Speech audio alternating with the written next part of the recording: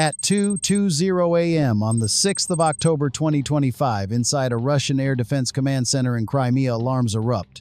The radar flashes a single terrifying message: 30 ballistic missiles inbound. A Russian officer yells into his comms, "Activate Tor M2S lock with the BUK M3S battle stations." It's the largest saturation strike they've ever faced. The Russians believe they are ready. But here's the twist: these aren't real missiles. 30 FPV drones launched from Kherson are mimicking the radar signature of HIMARS rockets. The swarm splits into two attack paths heading straight for the Clincy power plant and the Spurlov munitions factory. Defenders at Clincy see turbines in their sights. Crews at Spurlov stare helplessly as their TNT depot is targeted. Across the Russian comm network, a single thought echoes: this is the main attack. That assumption would become their first and fatal mistake. To their credit, the Russian response that follows is textbook perfect. Tor M2 systems near Clincy, each with a 10-mile range lock onto 4 targets at once. Further out, BUK M3 batteries guarding Spurlov launch volleys of 9 M317M missiles screaming through the sky at Mach 4.5. To crown it all, a Krasika 4 electronic warfare system floods the 60-mile zone with GPS jamming signals. The night sky explodes with light, a dazzling storm of interceptors and flares. Inside the bunker, a senior officer laughs, raising a glass of vodka. Kyiv has nothing left. Clincy is safe, Spurlov secure, 30 out of 30. A flawless interception. Yet just 300 meters away, a Ukrainian coder stares at his monitor with a quiet grin. The fish have taken the bait. On his main display, a second far larger wave appears: 60 AQ-400 Scythe drones, flying below the chaos, heading toward their true target, the JSC Marine Oil Depot in Feodosia. Why strike boring fuel tanks instead of factories? Because that depot powers the entire Black Sea Fleet's war machine. 22 massive tanks hold 500 million gallons of fuel, 40% of what keeps Russian ships sailing and jets airborne. Destroying it would cripple their southern military district. Beyond the battlefield, analysts say such a hit could send Russian gas prices skyrocketing, an economic killshot disguised as a military strike. Naturally, such a vital site is defended like a fortress. Layers of Tor M2S, BUK M3S, and the feared Krasika 4 systems. The 30 FPV drones over Clincy and Spurlov, their orders at 1:15 a.m., were simple: don't hit anything. They existed solely to make Russia reveal every radar and waste millions defending ghosts. Ukraine spent about $30,000 on those drones. Russia, according to Oryx, fired at least $3 million worth of surface-to-air missiles to bring them down a 10-to-1 cost ratio of chaos. But that money bought more than confusion. It bought intelligence panic and, most importantly, an open door. Each Tor M2 pulse screamed its position and frequency to Ukrainian intelligence.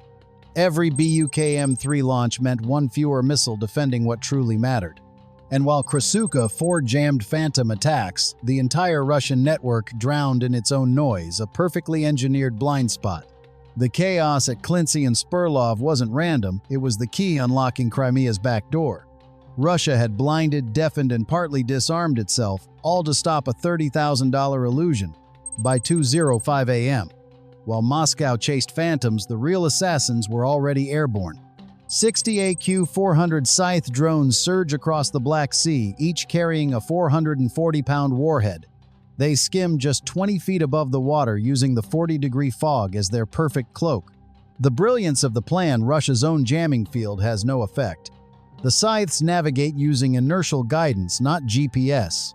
They sense every turn and shift calculating position through pure physics. You can jam satellites, but you can't jam reality.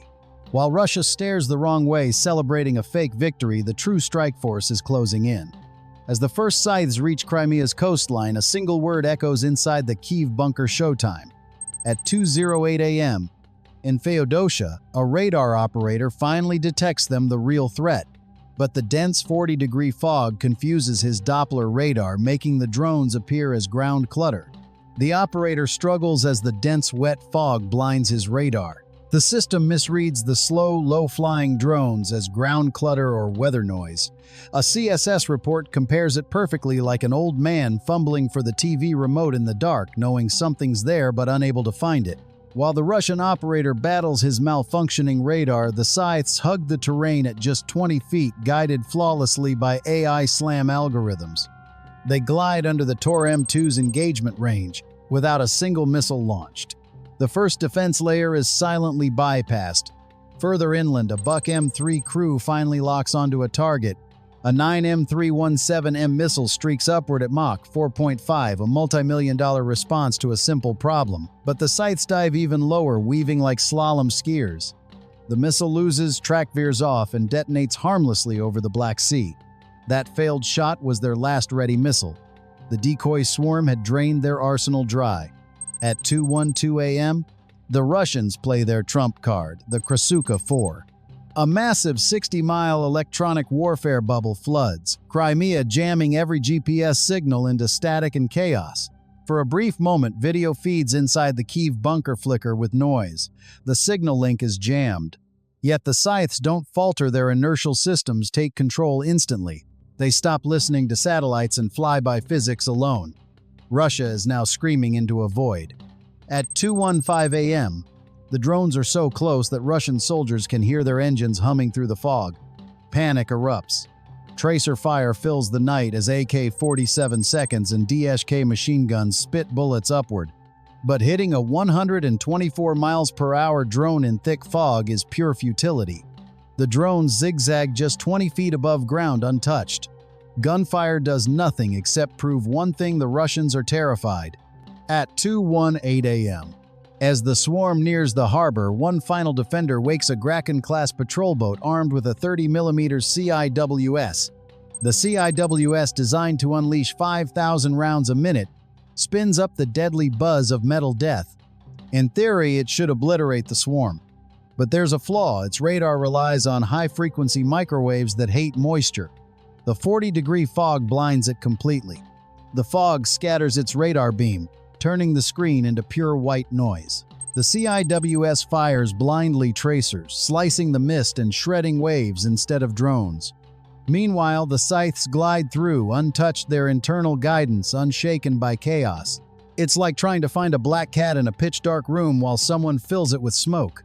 You only see your flashlight beam, not the cat. The CIWS keeps firing carving patterns in the fog while the Scythes glide straight through unscathed. At 2:21 a.m., in Crimea's command center, desperation sets in. They scramble their ultimate card. A MiG-31 Foxhound roars off the runway. Built to hunt bombers at the edge of space, armed with long-range R-33 missiles, it seems like Russia's last hope. The pilot banks hard, sweeping the sea with his Zaslon M radar. But the system was built to filter out slow, low targets, what it calls sea clutter. The Scythes fly too low, too slow. To the MiG's computer, they're invisible, erased as background noise. The MiG-31, a legend built for speed dives low, scanning the sea below. Its Zaslon M radar is a marvel of look-down, shoot-down tech, but built for one purpose: to ignore slow-moving signals like waves or ships. The Scythes fly at 20 feet too slow to register. To the radar, they are nothing but sea clutter. After several frustrating passes, the pilot's radar remains blank. He curses into his radio false alarm and banks back toward base, leaving the airspace wide open. Russia's trump card isn't defeated by superior technology, but by the laws of physics themselves. At 2:24 a.m., the Scythes are only a few hundred yards from their target. The final layer of defense isn't missiles or guns, it's the brain of Russia's command network. And that brain is breaking down completely. For 20 minutes, servers have been overwhelmed by tracking data from 251 separate drone threats.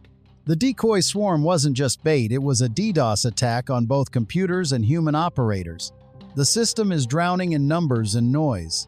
It's like trying to make a vital phone call, while 250 people scream random numbers in your ear. Eventually, the mind shuts down. That's exactly what happened. Screens froze, cursors stopped, error messages filled the monitors. While Russian officers stare helplessly at dead monitors, the Scythes calmly lock on to their final coordinates. Starlink beams the signals back 60. Drones confirm the same word: locked. The final approach begins fast and unstoppable. It's a 124 mile/hour sprint through cold fog. The Tors are blind, the BUK's empty, the MiG gone, the Kraken firing at ghosts. The battle is over, only the satisfaction of a flawless plan remains as the scythes glide toward destiny. In Crimea's command center, systems finally unfreeze just in time to show 60 new targets seconds from the oil depot. Panic erupts. Gunfire echoes in the background as officers scream for status reports that will never come. The first scythe strikes storage tank number 23. Its 440-pound warhead unleashes a focused molten jet, slicing through steel like paper, a perfect display of the Monroe effect. A fireball erupts 100 feet high, glowing at 20 degrees Fahrenheit, visible for miles. Almost instantly, the power grid at Clincy collapses and the Spurlaw factory erupts in secondary explosions. Flames and shockwaves ripple across the coast. The night sky glows like a second sun born from destruction. When the smoke clears, the results are catastrophic. 21 oil tanks destroyed. 500 million gallons of fuel burning or spilled into the Black Sea. The entire Black Sea fleet is grounded, reduced to the world's most expensive paperweights. Add to that a 200-megawatt blackout at Clincy and the loss of 100,000 tons of TNT at Spurlaw, a tactical masterpiece. But it's not just military damage. Analysts say 38% of Russia's regional refining capacity has been wiped out in one strike. Gas prices in occupied territories are soaring to $5 a gallon. The blackout halts rail lines feeding the Kerch front. Russia's ability to wage war just became harder and far more expensive.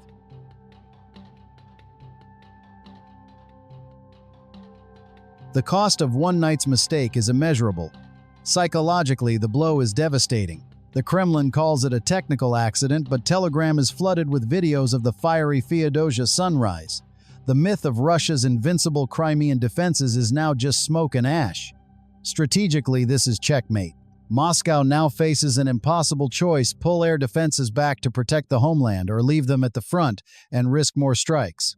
Every system withdrawn opens another hole in the Donbass sky. One Ukraine's F-16 seconds are ready to fly through.